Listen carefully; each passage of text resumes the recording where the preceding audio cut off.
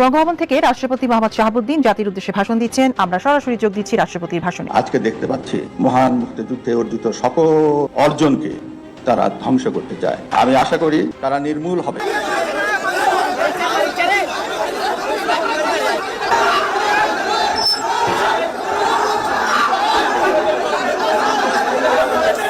দর্শক, আজকে বাংলাদেশের জন্য খুবই গুরুত্বপূর্ণ একটা দিন হতে পারে। আপিল বিভাগ যেটা রায় দিয়েছিলেন, রাজনীতিতে নতুন আরেকটা সংকট তৈরি করতে চলেছে এই তত্ত্বাবধায়ক সরকার ব্যবস্থা সংবিধানে ফিরে আসার মধ্যে।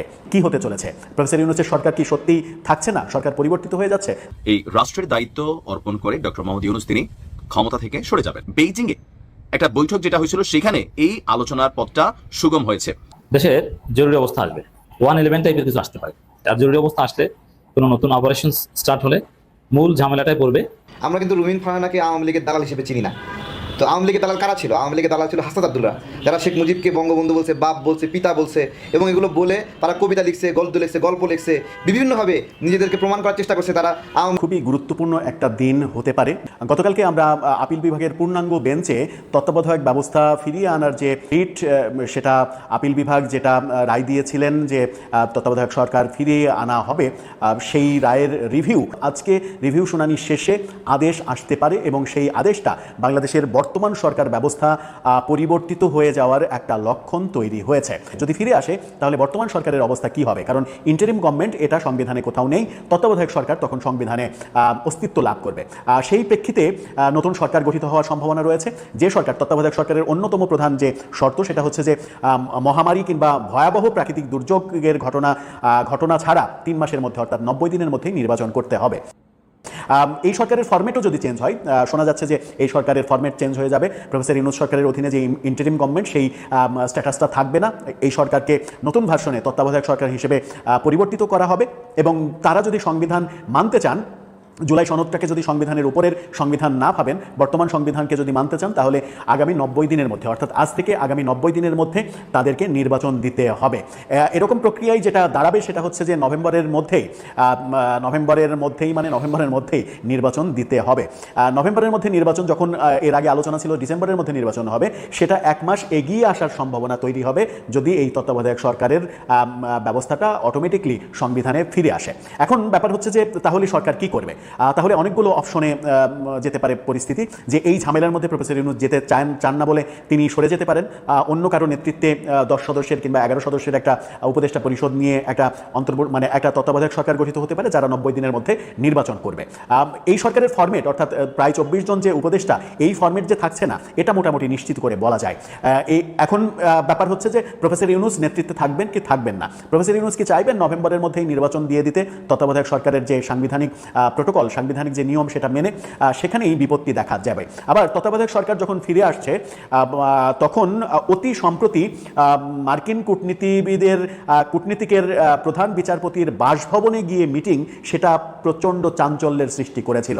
সাধারণত রেওয়াজ ভেঙে প্রধান বিচারপতির বাসায় কোনো মিটিং হয় না, কোনো দ্বিপক্ষীয় মিটিং হয় না, কিংবা অভ্যন্তরীণ কোনো মিটিংও হয় না। মিটিং করতে হলে প্রধান বিচারপতির কার্যালয়ে মিটিং করতে হবে, কিন্তু সেই রেওয়াজটা ভেঙে প্রধান বিচারপতির বাসায় মার্কিন কূটনীতিবিদ গিয়ে মিটিং করেছেন এবং তখন থেকেই নানা রকমের আলোচনা হচ্ছে। যে তার মাঝে আমরা প্রধান উপদেষ্টার সঙ্গে প্রধান বিচারপতির মিটিংও দেখেছি। তখন থেকেই আলোচনা হচ্ছিল যে আদালত কোনোভাবে এই সরকার ব্যবস্থার মধ্যে কোনো ভূমিকা পালন করতে চলেছে কিনা।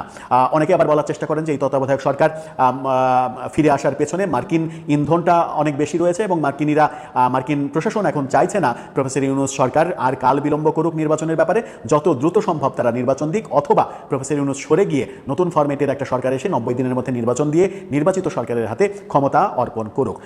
কিন্তু সেটা হওয়ার বাস্তবতা কি রয়েছে? যখন পিআর পদ্ধতি, জুলাই সনদ বাস্তবায়ন, গণভোট, জুলাই সনদকে সংবিধানের উপরে স্থান দেওয়া, এরকম নানা জটিলতা তৈরি হয়েছে রাজনীতিবিদদের মধ্যে, রাজনৈতিক দলের মধ্যে, তখন ব্যাপারটা কিন্তু সহজ ব্যাপার হবে না।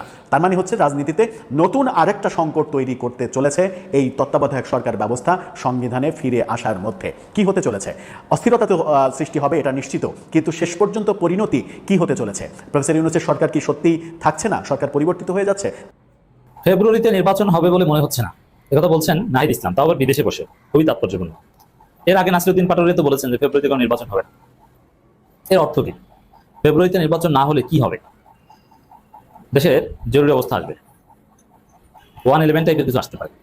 যেহেতু দুই পক্ষ অনর যে ফেব্রুয়ারিতে নির্বাচন আমরা মানি না, আর এক পক্ষ না ফেব্রুয়ারিতে নির্বাচনের মাধ্যমে কারচুপি করে আমাদের ক্ষমতা আসতে হবে, এই জন্য এই কারচুপিকারীদের কপালে জরুরি অবস্থা আছে। আর জরুরি অবস্থা আসলে কোনো নতুন অপারেশন স্টার্ট হলে মূল ঝামেলাটাই পড়বে বিএনপি। কারণ জরুরি অবস্থার পর সরকার যে অপারেশন চালাবে আইন শৃঙ্খলা পরিস্থিতি ঠান্ডা রাখার জন্য, এতে মূল এমনিতেই যেভাবেই হোক না কেন অনিবার্যভাবে ধরাটা পড়বে বিএনপি। কারণ দেশে মাস্তানি করে কারা? বিএনপি। চাঁদাবাজি করে কারা? বিএনপি। আর আমি একটা কথা বলেছি যে বিএনপি 5 আগস্টের পর থেকে যত চাঁদাবাজি করেছে, এরা যদি মনে করে যে না আমরা অনুকূল পরিবেশে চাঁদাবাজি করে বেঁচে গেছি, তা না। টুডে আর টুমরো, 1 বছর পর হোক আর 5 বছর পর হোক আর 3 মাস পর হোক, প্রত্যেকটা টাকার কড়াই গন্ডায় হিসাব দিতে হবে। যারা মাস্তানি করেছেন, জামাত নেতার গায়ে হাত দিয়েছেন, জামাত কর্মীর দাড়ি ছিঁড়ে ফেলেছেন, শিবির কর্মীর উপর হামলা করেছেন, একটাও বাঁচতে পারবে না। সবগুলোর কড়াই গন্ডায় হিসাব তাদেরকে দিতে হবে। পোস্টার ছিঁড়েছেন, সব লিখিত আছে।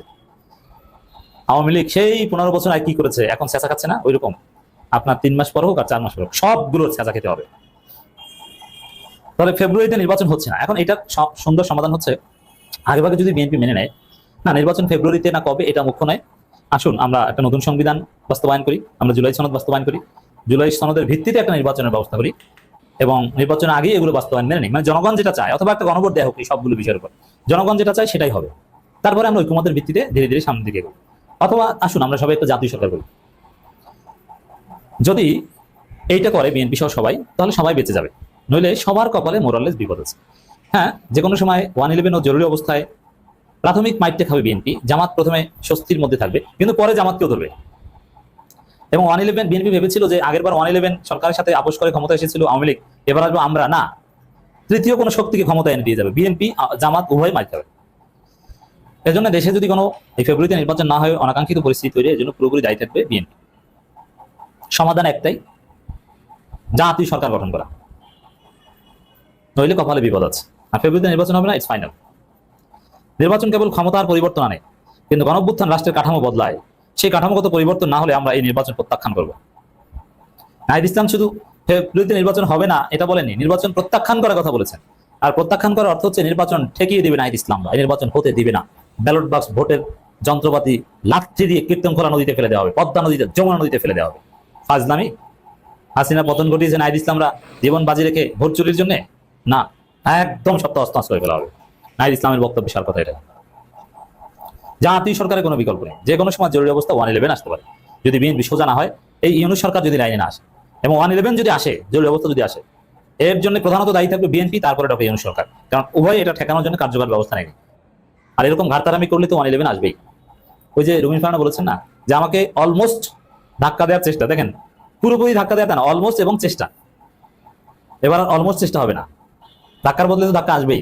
রুমিন ফারহানা বলছেন না ওইরকম আকাম করলে নির্বাচন বানচাল হবে, আকাম করা যাবে না। ফেব্রুয়ারিতে নির্বাচন না হওয়ার শঙ্কা প্রকাশ করেছেন জাতীয় নাগরিক পার্টির আহ্বায়ক নাহিদ ইসলাম। শঙ্কা প্রকাশ এই বিষয়টা, এটা ভদ্রতা, এই শঙ্কা টঙ্কা কিছু না। বাস্তবতা হচ্ছে ফেব্রুয়ারিতে নির্বাচন হতে দেওয়া হবে আর ঠেকিয়ে দেওয়া হবে। এখন নাহিদ ইসলামরা নির্বাচন ঠেকাতে মাঠে নামলে এদেরকে গুলি দিয়ে গুলি করাবে, এটা সম্ভব? কি মনে করেন এই স্বরাষ্ট্র উপদেষ্টা বলবেন পুলিশ নাহিদ ইসলামদের উপর গুলি করবে, নির্বাচন ঠেকাতে চায়? কখনোই না। সরকার সর্বোচ্চ পারবে এনসিপি কে সিট বাড়িয়ে দেওয়ার কথা বলতে পারবে, যে বাবা তোমাদের সিট আর একটু বাড়িয়ে দিই, তোমরা আসো, তোমাদের কি প্রধান বিরোধী দল বানাই, 30টা না তোমাদের 35টা দিয়ে আসো। এগুলো বলা ছাড়া অন্য কোনো উপায় এদের হাতে নেই। তিনি বলেন জুলাই সনদের আইনি ভিত্তির মাধ্যমে আমরা নির্বাচন, যেটা গণপরিষদ নির্বাচন অংশগ্রহণ করতে চাই, আমরা মনে করি এর বাইরে কোনো নির্বাচন হতে হবে বলে আমরা মনে হচ্ছে না। আচ্ছা, গণপরিষদ নির্বাচন হতেই হবে, এর মানে নতুন সংবিধান লাগবেই। আচ্ছা, বিএনপি যদি এত ভোট করে নির্বাচনের উপর এত আস্থা, ভাই স্থানীয় সরকার নির্বাচন গণপরিষদ নির্বাচনের ভয়টা কোথায়? গণপরিষদ নির্বাচনে তো আপনারাই জিতবেন, আপনাদের যদি এত ভোট থাকে। স্থানীয় সরকার নির্বাচন তো আপনারাই জিতবেন, এটা মানেন না কেন? যদি সঠিক সময়ে নির্বাচন হয় তাহলে আমাদের এই অন্তর্বর্তী বা ইন্টারিম সরকারের যে মেয়াদকাল খুব বেশি দিন আর নাই, সবকিছু প্রস্তুত, একটা সুষ্ঠু নির্বাচন হবে, তারপর নির্বাচিত সরকারের হাতে এই রাষ্ট্রের দায়িত্ব অর্পণ করে ডক্টর মোহাম্মদ ইউনূস তিনি ক্ষমতা থেকে সরে যাবেন। আগামীতে কোনো রাজনৈতিক দলের কোনো পদপদবি বা কোনো কিছুতে তিনি আসবেন না। তবে যাবার আগে শেষ মুহূর্তে বেশ কিছু কাজ করছেন ডক্টর মোহাম্মদ ইউনূস। দেখেন, এই জিনিসগুলো বাংলাদেশ নামক রাষ্ট্রের সার্বভৌমত্বের কল্যাণে জড়িত, আর যেটা বাংলাদেশের জন্য ভালো, যেটা রাষ্ট্রের জন্য ভালো, যেটা জনগণের জন্য ভালো, সেই কাজকে অ্যাপ্রিসিয়েট করা আমাদের দায়িত্ব। এই মুহূর্তে বাংলাদেশের জন্য আগামীতে যদি কোনো চ্যালেঞ্জিং ইস্যু থাকে যুদ্ধ নিয়ে, সেটার প্রধান একটা অংশ হচ্ছে ভারত এবং মিয়ানমার। সো বাংলাদেশের উচিত আজকে থেকে পরিকল্পনা করা যে আগামীতে কখনো ভারতের সাথে যদি আমাদের যুদ্ধে জড়ানো লাগে অথবা মিয়ানমারের সাথে লাগে, তাহলে আমাদের প্রস্তুতির জায়গাটা কতটুকু আছে। বাংলাদেশ এই মুহূর্তে উন্নতি করছে, তবে সামরিক শাখাগুলোতে বিশেষ করে প্রতিরক্ষা খাতে আমাদের খুব বেশি কিছু নাই। মিয়ানমার যদি বাংলাদেশের সাথে যুদ্ধ লাগে 2-4 মাসে বাংলাদেশ দখল করে ফেলতে পারবে। ভারত ধরেন সর্বোচ্চ 5 দিন লাগবে, যেই পরিমাণ তারা উন্নত মানের ক্ষেপণাস্ত্র, বোমা টোমা, যুদ্ধ জাহাজ বানিয়ে রাখছে। এটা আপনার স্বীকার করেন আর না করেন, এটাই বাস্তবতা। তবে এখন ডক্টর মোহাম্মদ ইউনূস যে সিদ্ধান্তগুলো নিয়েছেন সর্বশেষ পর্যায়ে বাস্তবায়িত হতে যাচ্ছে, এগুলো কিছুদিন হলেও যুদ্ধটার মেয়াদ বাড়াই দিবে। বাংলাদেশ বিমান বাহিনীর জন্য চীনের তৈরি জঙ্গি বিমান J-10C খুবই ভয়ঙ্কর একটা যুদ্ধ বিমান। এই যুদ্ধ বিমানটি কেনার প্রক্রিয়া মোটামুটি শেষ দিকে। তো কয়টা কিনতে যাচ্ছে? অন্তর্বর্তী সরকারের প্রধান উপদেষ্টা গত মার্চে চীন সফরে গিয়েছিলেন, তখন এটা আলোচনায় ছিল। বাংলাদেশের গণমাধ্যম না, ভারতীয় গণমাধ্যমগুলো বলছিল যে 26শে মার্চ প্রধান উপদেষ্টা যখন আপনার চীনে সফরে গিয়েছিলেন, তখন তিনি চীন থেকে কিছু জঙ্গি বিমান মানে যুদ্ধ বিমান কেনার জন্য পরিকল্পনা করছেন। আর এরপরে আমরা বিষয়টা দেখছি যে আর কি বলে যে সামনের দিকে আগায় না। বাট এখন আমরা দেখছি যে এই মুহূর্তে এসে বাংলাদেশ সশস্ত্র বাহিনীকে আগামী দিনের চ্যালেঞ্জ মোকাবেলায় সক্ষম করে তুলতে 3 বাহিনী, সেনা, নৌ, বিমান এটাকে আধুনিকরণের জন্য তিনি কাজ করে যাচ্ছেন। আর এর অংশ হিসাবে বিমান বাহিনীর জন্য সরকার চীনের তৈরি J-10C বিমান কিনতে যাচ্ছে। সরকারের নীতি নির্ধারণী পর্যায়ের 2জন প্রতিনিধি নাম প্রকাশ না করার শর্তে প্রথম আলোকে বলছেন যে আপনার চীনের কাছ থেকে 12টি J-10C জঙ্গি বিমান কিনতে যাচ্ছে সরকার। চীনের প্রেসিডেন্ট এই আগ্রহের প্রতি তার ইতিবাচক মনোভাব দেখিয়েছে। আমাদের পররাষ্ট্র উপদেষ্টা তিনি বলছেন, প্রধান উপদেষ্টার সঙ্গে চীনের প্রেসিডেন্টের বৈঠকে জঙ্গি বিমান কেনা নিয়ে আলোচনা হয়েছে। কূটনৈতিক সূত্রগুলো বলছে, প্রধান উপদেষ্টার সফরের আগে থেকেই বাংলাদেশ এবং চীনের কর্মকর্তাদের মধ্যে যোগাযোগ ছিল এবং বেইজিংয়ে একটা বৈঠক যেটা হয়েছিল সেখানে এই আলোচনার পথটা সুগম হয়েছে। এখন খুব শীঘ্রই আপনার এই বিমানটা বাংলাদেশ বিমান বাহিনীতে কানেক্টেড হতে যাচ্ছে। তো এটা কি? চীনের তৈরি জঙ্গি বিমান J-10C, এটা ভিগোরাস ড্রাগন নামেও পরিচিত। এই মাল্টিরোল কমব্যাট এয়ারক্রাফট এটাকে 4র্থ প্রজন্মের জঙ্গি বিমানের বহুমাত্রিক একটা সংস্করণ বলা হয়ে থাকে। এটা সক্ষমতাতে আছে সুপারসোনিক গতিতে উড্ডয়ন করতে সক্ষম এবং শত্রুপক্ষের জঙ্গি বিমান শনাক্তকরণে এটা অত্যন্ত দক্ষ। আকাশ থেকে আকাশে এবং আকাশ থেকে ভূমিতে হামলার সক্ষমতা রয়েছে। এটি 200 কিলোমিটার দূরের লক্ষ্যবস্তুতে আঘাত হানতে পারে। এটি অন্যান্য জঙ্গি বিমান এবং ড্রোনের সঙ্গে সংযুক্ত হয়ে অভিযানে যুক্ত হতে পারে। জঙ্গি বিমানটির প্রযুক্তি, গতি এবং শত্রুর নজর এড়িয়ে আক্রমণ পরিচালনা ও নজরদারিতে সক্ষম। 4র্থ প্রজন্মের আগের জঙ্গি বিমানগুলোর আলাদা ভূমিকা ছিল, যেমন নজরদারি, আকাশ থেকে বোমা ফেলা, অন্য জঙ্গি বিমানের সাথে লড়াইয়ের। কিন্তু মাল্টিরোল কমব্যাট এয়ারক্রাফট যেটা আমরা কিনতে চাচ্ছি সেটা হচ্ছে আপনার শত্রুর স্থলঘাটি, ট্যাঙ্ক, আর্টিলারি বা অবকাঠামোতেও হামলা চালাতে সক্ষম।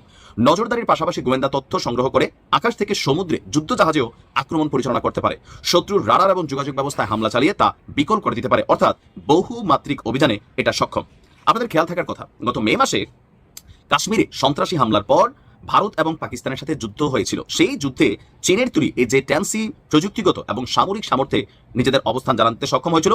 ইসলামাবাদ বলছিল যে সম্মুখ লড়াইয়ে যখন যুদ্ধ হয়েছিল তখন J-10 বা J-10C এটা জাদুকরি কাজ করেছে। অর্থাৎ ভারতের প্রতিরক্ষা সিস্টেমকে পাল্টা জবাব দিতে পেরেছিল পাকিস্তানের এই J-10C, কারণ এগুলো তাদের যুদ্ধ বিমান বহরে আছে। এখন বাংলাদেশ এটা কানেক্টেড হতে যাচ্ছে। আগামী দিনে ভারতের অধ্যত্বপূর্ণ যে কোনো অ্যাক্টিভিটিসকে মোকাবেলা করতে এটা ওয়ান কাইন্ড অফ সক্ষম। তবে ভারত এবং বাংলাদেশের সামরিক সক্ষমতাতে আকাশ পাতাল পার্থক্য আছে। প্রযুক্তিতে ভারত আব্বা হয়ে গেছে, আমরা এখনো নবজাতক আছি। তবে নবজাতক অবস্থান থেকে বের হতে হবে, বের হয়ে নিজস্ব সামরিক ভান্ডার, যুদ্ধ লাগুক না লাগুক, বাট এগুলোকে আরো শক্তিশালী করতে হবে। ধন্যবাদ ডক্টর ইউনূসকে। অন্তত যাবার আগে এই বিমানগুলো 12টা না, যদি টাকা বেশি লাগে আরো 2-4-10